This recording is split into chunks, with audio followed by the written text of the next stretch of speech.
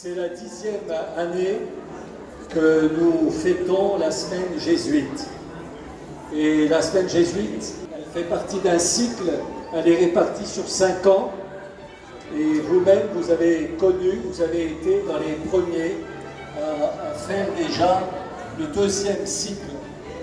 Et nous terminons cette année le 2e cycle avec les jésuites et l'éducation. Et il y a un saint jésuite de l'Amérique du Sud qui disait « c'est plus facile d'enseigner que d'éduquer ». Pourquoi? Parce que quand on enseigne, on transmet un savoir, tandis que quand on éduque, on essaie de transmettre quelque chose qui est de l'ordre de la vie. Et ça nous fait grandir. Voilà, c'est ça le point important.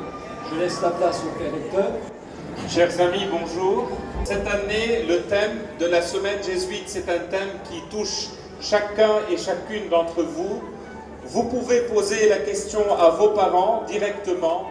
Pourquoi vous nous avez scolarisés dans une école dite école jésuite ou d'éducation jésuite? Pourquoi pas ailleurs? Pourquoi pas dans une école laïque ou dans une école sans caractère religieux, disons? Pourquoi ici et pas ailleurs? Je sais qu'il y a un grand nombre de vos parents qui ont été éduqués ici et peut-être la question doit être posée à vos grands-parents. Pourquoi Jambourg et pas ailleurs? Dans tous les cas, je tiens à vous dire quelque chose que peut-être vous ignorez et même les professeurs ignorent. C'est la chose suivante, que vous faites partie d'un réseau de plus de 2500 institutions comme des collèges de par le monde. Le groupement le plus important étant en Inde, et puis après les Indes, c'est les États-Unis. Il y a plus que 2500 collèges jésuites dans le monde et institutions éducatives. Ça, c'est un chiffre très important à retenir parce que c'est le réseau le plus grand dans le monde. C'est le réseau, il n'y a pas un équivalent dans le monde. Deuxième chose, il y a plus que 2 500 000 élèves dans les écoles jésuites, et je parle d'école, je ne parle pas d'université.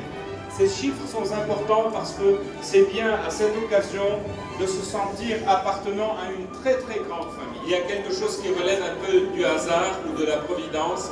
Quand les jésuites ont été fondés en 1540 officiellement, ils n'ont jamais pensé à ouvrir un collège ou une université. Jamais.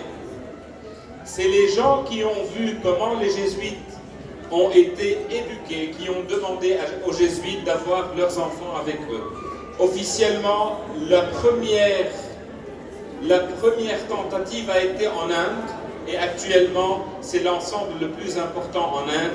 En 1542, la première, la deuxième 44 en Allemagne, et puis après en Espagne, mais officiellement, le premier collège jésuite a été en 1548 en Italie, à Messine. À Messine, c'est la date du premier collège jésuite dans le monde. Mais il y a un détail qui nous intéresse.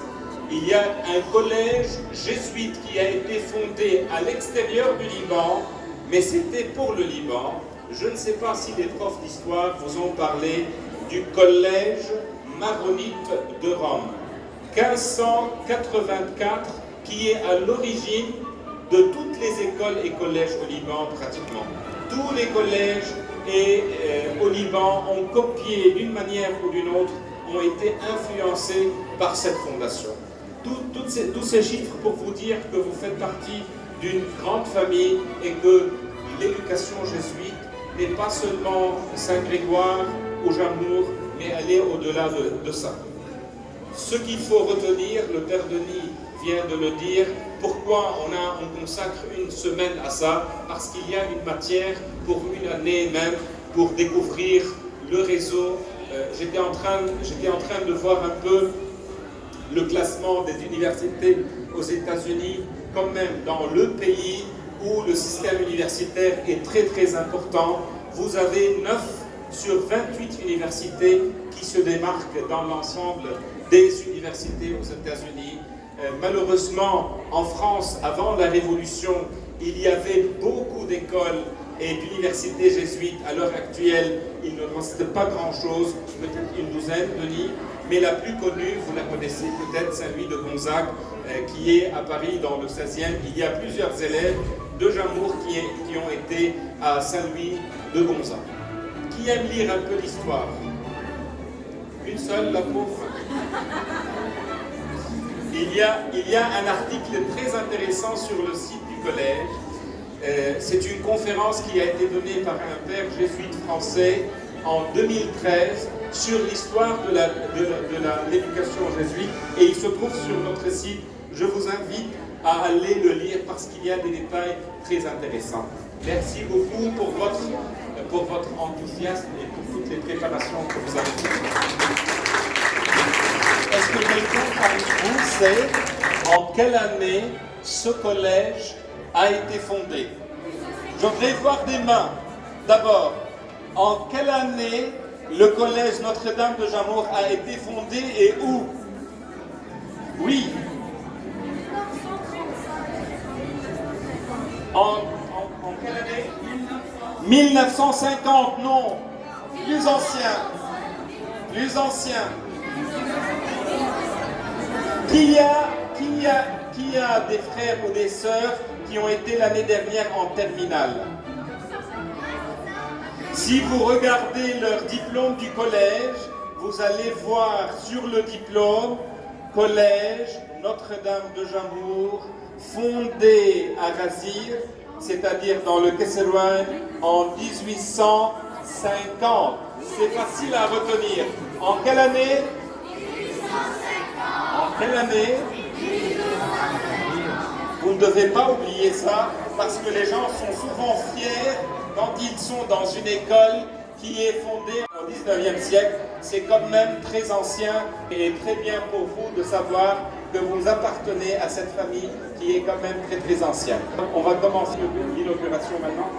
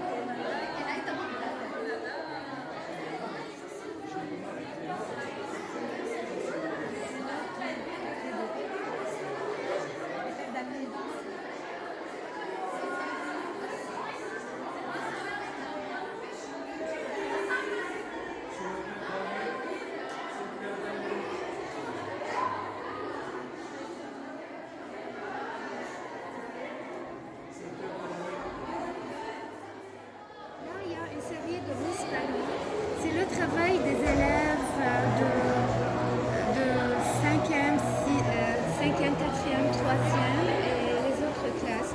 Donc on a fait un petit rappel en utilisant la touche de Van Gogh et les couleurs de Van Gogh, surtout le jaune et le bleu qui dominent partout.